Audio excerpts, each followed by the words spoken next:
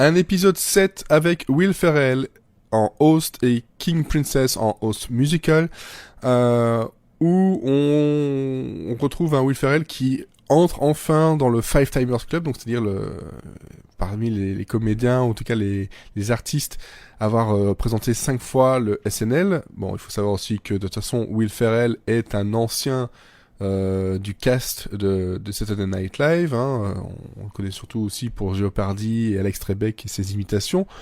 Voilà, et plein d'autres sketchs bien connus. Et on a un show qui, on le sentait venir.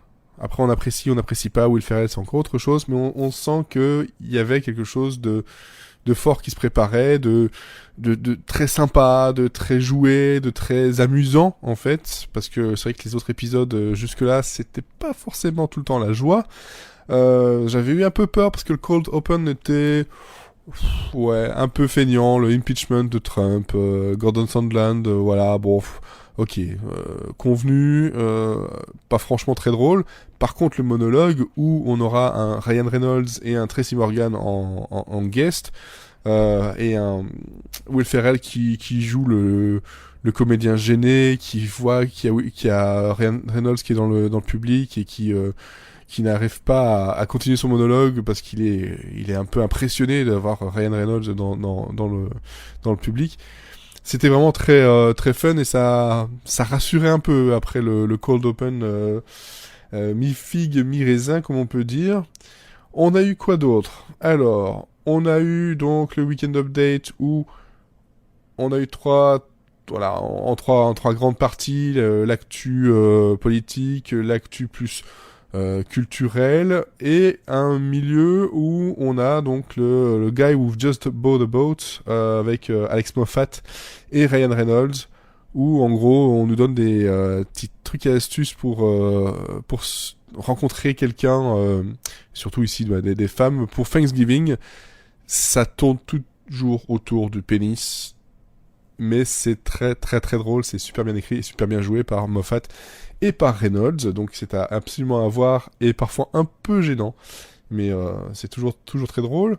C'est un épisode 7 où on a eu quand même pas mal de cut for time.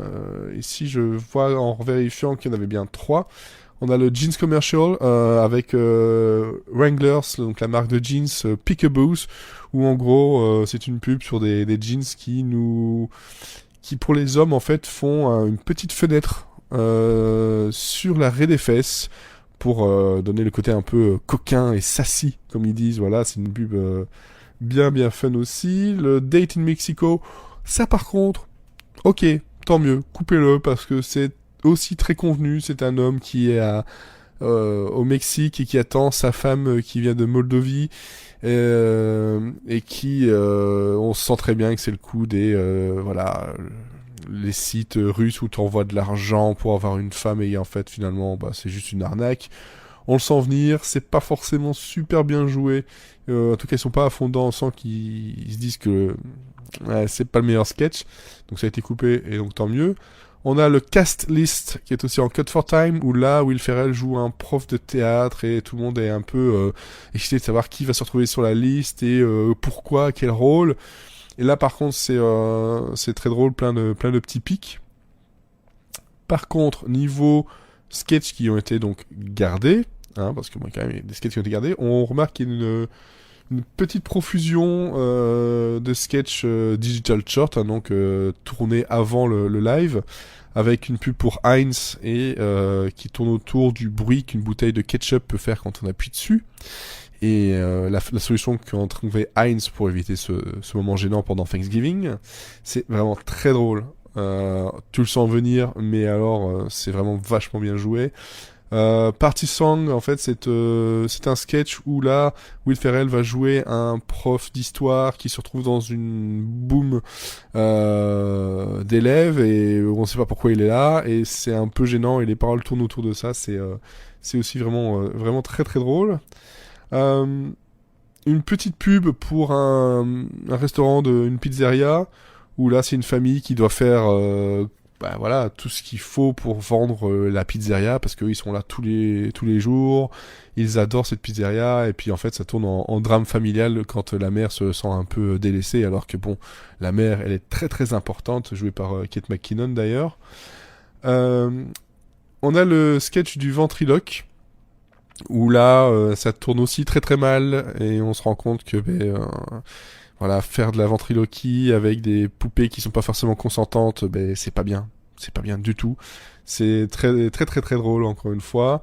On met bien en avant encore Will Ferrell. On sent que voilà, il savait qu'il fallait lui donner beaucoup beaucoup d'espace. Peut-être un peu trop, on sait jamais. Mais moi ça me va. Mais pour certaines personnes, c'est peut-être un peu trop.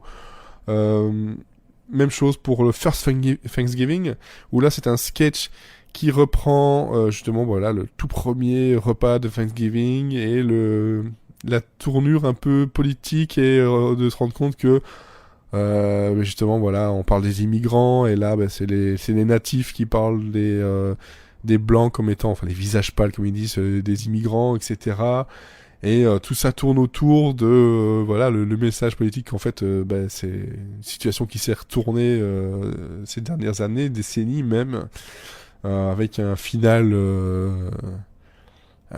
qui se rend compte qu'il fait jouer les natifs américains par des blancs et plein d'autres choses comme ça. En fait, et en gros, ils sont conscients de ce qu'ils viennent de faire, mais le but n'était pas là, c'est pour autre chose. Et je vous spoil pas ça du tout. La fin est quand même très savoureuse, surtout après tout le sketch rempli de bonnes piques et de bonnes blagues.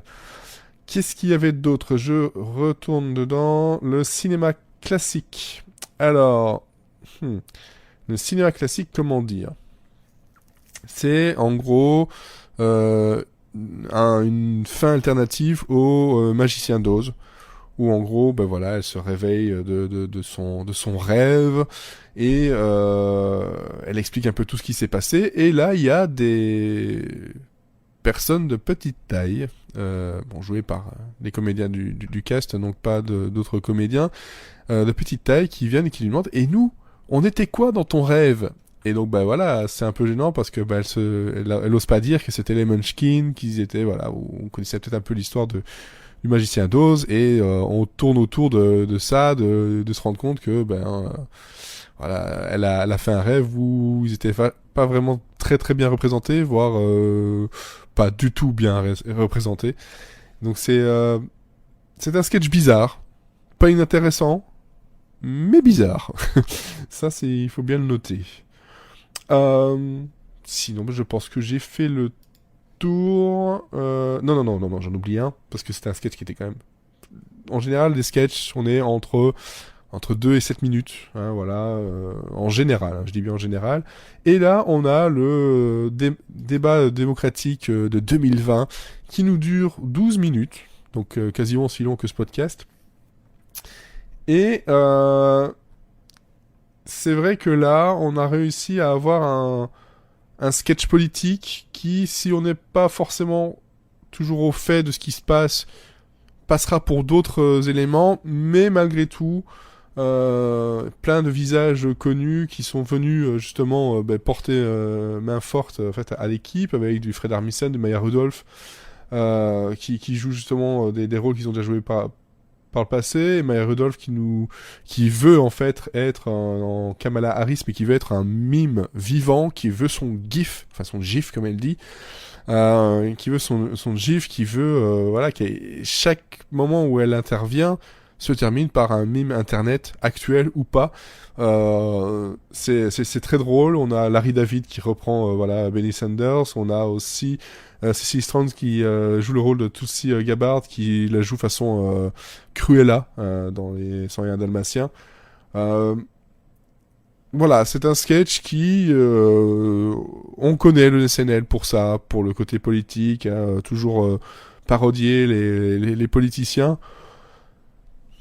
On apprécie, on n'apprécie pas, on y comprend quelque chose, on y comprend pas quelque chose.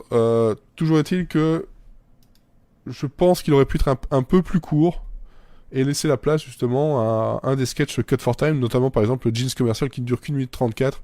Il y avait peut-être moyen de le placer quand même pour avoir un peu autre chose que de la politique à l'écran. Mais bon, c'est comme ça. on est en plein dedans, et je pense que ça va pas s'améliorer avant la fin de la saison. Ça va peut-être même être pire par la suite. En tout cas, je pense que il faut s'y attendre. Donc voilà, un épisode du Saturday Night Live, épisode 7 avec Will Ferrell et King Princess, de très très bonne facture, avec des sketchs vraiment très bons.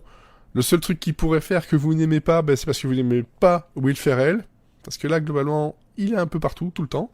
Moi, ça me dérange vraiment pas, j'aime vraiment beaucoup ce comédien, surtout dans ses frasques SNL-esques. Donc, ça fait plaisir. J'espère qu'on aura encore d'autres sketchs bien sympathiques et d'autres SNL bien sympathiques par la suite, parce que il était un peu temps quand même que l'on ait un numéro qui est une meilleure constante vers le haut que plutôt vers le bas. À la semaine prochaine et bon SNL à tous.